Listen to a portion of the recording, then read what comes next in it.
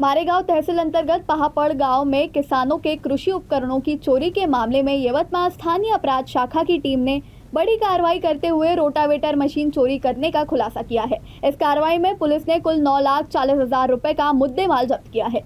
महापड़ गांव के किसान लक्ष्मण नांदे के खेत से कृषि कार्य में उपयोग किया जाने वाला रोटावेटर मशीन चोरी हो जाने की शिकायत मारेगांव पुलिस थाने में दर्ज कराई गई थी।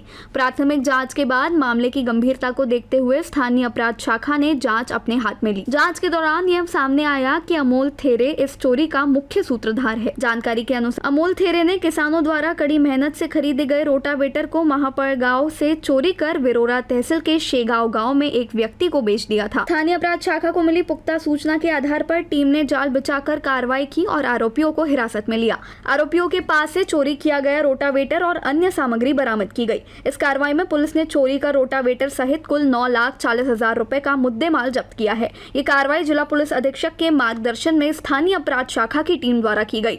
मामले की आगे की जांच जारी है। मी आपल्या शेतात जाताना रोटावेटर होतो तो संध्याकाळी पाहिलं, त्याच्यानंतर सकाळी नव्हतो म्हणून मी आलो घरी। त्याच्यानंतर ठाण्यात गेलो। ठाण्यातून मी विचारलं की आपलं रिपोर्ट द्यायचा आहे, तर ठाणेदार साहेब म्हणे का रिपोर्ट कशाचा, रोटावेटर माझं चोरी गेलं। तर पहिलं म्हणे सोबती पाहून घ्या, सोबत्याने नेलं असं। पण मी विचारलं, त्याच्यानंतर 2 दिवसाने गेलो तरी यायनं आपलं रोटावेटरचं काही रिपोर्ट घेतला नाही, मग निघून आलो। त्याच्यानंतर मी आपली स्थानिक शाखा यवतमाळ इथं ठाणेदारांनी चौकशी केली। त्याच्यानंतर मी आपले त्यांनी शोध लावून शेगाव इथं त्यांनी पकडलं। त्याच्यानंतर मला फोन आला की तुमचं रोटावेटर इथं आलं।